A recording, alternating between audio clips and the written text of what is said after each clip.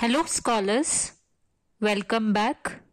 I hope you all are doing fine. Today, we are going to start with Grade 6 New Images, Lesson 9, that is the Special Prize, which is written by Birendranath Datta. Now, I want all of you to open page number 90 of your new images. Birendranath Datta is an Indian research scholar, a singer, and a lyricist. He was born in Nagaon, Assam. He has taught in many colleges. He received the Padma Shri for his contribution to literature and education in 2009. The special prize was originally written by Anand Dev Sharma. It has been translated from Assamese by Birendranath Datta. The special prize is about a boy who always gets punished for his mischievous behavior.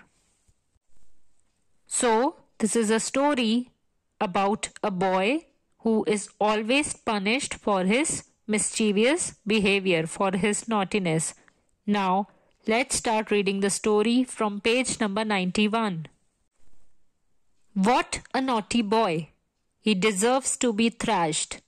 I have also received reports of his getting into fights with other boys. Send for him. Mohan! Hey Mohan!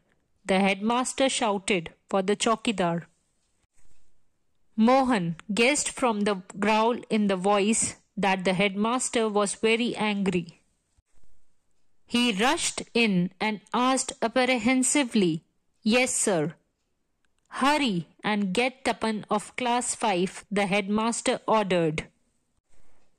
So, there was a complaint regarding Tapan of class 5, and so the headmaster ordered for him to be called into the office. And here, Mohan is the chowkidar. Let me introduce the reader to the boy named Tapan. He is the second son of Ratan, the clerk of Padumani village. So, Tapan's father, that is Ratan, was a clerk in Padumani village. Although rather thin, he is strong, somewhat dark, and has bright eyes. So, this is a description of Tapan. He is quite good at his studies, but both at home and outside there is no end of his pranks. He is always getting into trouble. So, he always used to trouble people and he used to do a lot of pranks on the people, and that's the reason he also used to get into trouble. But it must be admitted that he is never the first to pick a quarrel. But if anybody offends him, he gives as good as he gets. He is the leader of his age group and is always ready to take up the cudgels on their behalf. He is popular and respected by his companions. That means all his friends used to respect him and he was very popular in his group. After completing primary school at village, Tapan had gone for a year to a high school, 15 miles away, and stayed with his uncle. Now he is back home and studying at Jananpet High School, a mile and a half from his village. He had only been at Jananpet for a month and already there was a complaint against him. Haran, the shopkeeper of Padumani village, had complained to the headmaster that Tapan and a number of other boys had thrown stones at his shop the previous evening. So, Tapan was there in the school only for a month and already there was a complaint against him by the shopkeeper of the village. Tapan had been the ringleader. Tapan came in with the chowkidar and after glancing timidly at the headmaster, stood with his head lowered. Swinging his cane, the headmaster demanded, "You are Tapan, aren't you?" Now we are reading on page number 92. "Yes, sir," Tapan replied politely. "Do you know this gentleman?" the headmaster asked, pointing to the shopkeeper. "Yes, sir, he lives in our village." So, as there was a complaint against the boys, so the boys were called by the headmaster, and the headmaster asked Tapan that, "Do you know this gentleman?" And he replied, "Yes, he lives in our village." That means they're talking about the shopkeeper. "Well, is it true that last evening you and your friends threw stones at his shop?" "Yes, sir, it is true that I threw stones at his shop with Ratan and others." "Why did you do that, you rascal? Answer me," the headmaster thundered. So the headmaster was very angry and was shouting at Tapan that why did you do this? That why did you people throw stones at his shop? "Sir, this man cheats. He charges higher prices and gives less. He gives goods in a kind of paper bag which is padded at the bottom. The day before yesterday, we bought a kilo of dal from him. When we weighed the contents at home, it turned out to be only 800 grams. So here, Tapan gives the reason that why did they throw stones at the shopkeeper's shop. He told that he cheats and he charges higher prices for the products. Everyone in the village knows about it. When I asked him about it yesterday, he abused me and chased me out of his shop. Here, abused means to speak bad words. That is why the other boys and I threw stones at his shop." So he told the headmaster the reason that why did they throw the stones at his shop. The headmaster looked at the shopkeeper. His face was crimson. Here, the word crimson means dark red from shame. That means he was full of shame. The headmaster thought for some time. Then, turning to Tapan, he said, "Even so, why you did was not right. If the shopkeeper is dishonest, it is for the government or the village panchayat to take up the matter." So, here the headmaster told that the decision should be taken by the panchayat and you should not have thrown stones at his shop. It is none of your business. Hold out your hand. Tapan received 5 strokes of the cane. That means the headmaster had beaten him in his hands. When he returned to his class, his classmates looked at him and sniggered. There was another incident a few days later. It concerned a fierce ox which was troubling the locality. That means the people were being troubled by an ox. It had gored several people. Gored means hurt or pierced with the horns. That means that ox was hurting the people in the locality. If anyone approached it with a stick, it would charge at them. Everyone was terrified of it. The effrontery of the animal aroused Tapan's spirit. During the school break, he bought a stave and a rope and slowly approached the ox. Here, the word stave means a thick stick.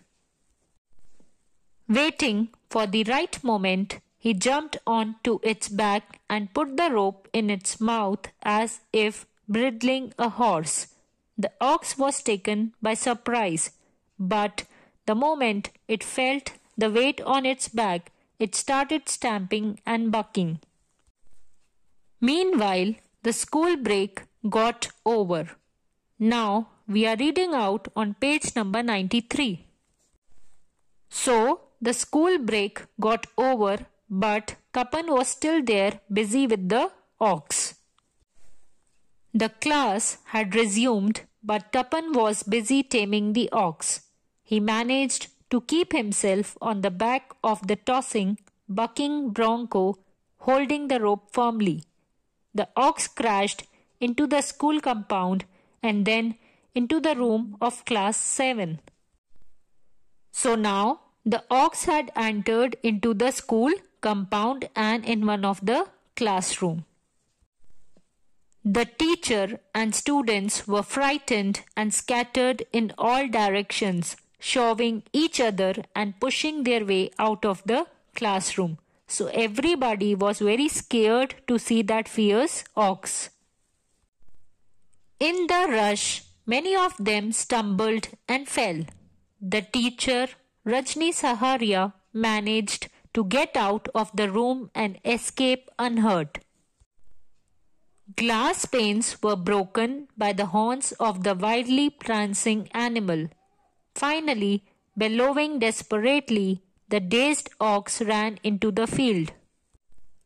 It then ran far away from the school without a backward glance.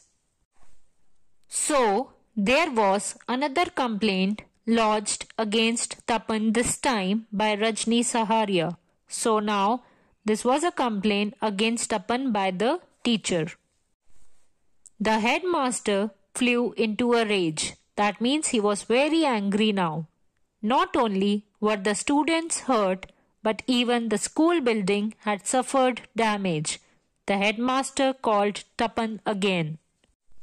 So, as there was a lot of damage and the students were hurt, so the headmaster was very angry at Tapan. Tapan appeared. On seeing him, the headmaster's temper boiled over. That means he was very angry. "You are a wicked boy. Why did you lead the ox into the classroom? Speak up," the headmaster demanded, waving his cane. That means he was again ready to beat Tapan. Tapan replied, head lowered, "Sir, I didn't lead the ox into the classroom.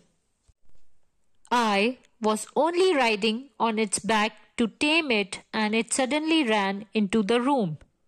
Tapan received 15 strokes of the headmaster's cane. So he was again beaten up by the headmaster for this and he got 15 strokes on his hand. His classmates again sniggered and ridiculed him. That means they were laughing at him. He was branded the bad boy of the school. So he got a tagline that was bad boy. Soon after, a notice was circulated in the school. Tapan was fined 25 rupees for the damage. He was also told that he would be expelled from school if he committed any such offense in future. That means he was told that he will be expelled or he will be removed out from the school for any more offenses in future. A few boys who came out of their classes made faces at Tapan. That same evening, the headmaster returned home, had his tea and went for a walk. Dusk was falling and he saw the school's bad boy, Tapan, holding an old beggar woman's hand, carrying her begging basket on his head. Walking alongside, jeering at him, were two boys of his class, Naren, the one who came first, and Mahesh. The old woman had fever. She could hardly walk, leave alone carry her basket. On seeing the plight of the old woman, here the word plight means condition, Tapan had lifted her basket and taking the old woman's hand had said, "Granny, hold on to me. I'll walk you home." So he saw the condition of the old woman and as she was having fever, so Tapan was trying to help her out. When Naren and Mahesh saw the headmaster, they saluted him and looked at Tapan with derisive smiles. Pleased that the headmaster was witnessing one of Tapan's misdeeds. When the headmaster questioned the old woman, she told him how Tapan had come forward to help her. Her voice trembling, she pointed to Tapan and said, "Had this dear boy not been there, I would still have been lying on the road." So here the old woman told the headmaster that Tapan was trying to help her out. May God shower him with blessings. The other two boys also saw how ill I was, but far from lending a hand, they only made fun of this dear boy. How heartless they are. The old woman began panting for breath. The headmaster scolded Naren and Mahesh and sent them away. He asked Tapan to take the old woman to her home. 2 weeks later, the headmaster was returning home from his walk. On the road, he saw the same ox that Tapan had tried to tame lying with a broken leg.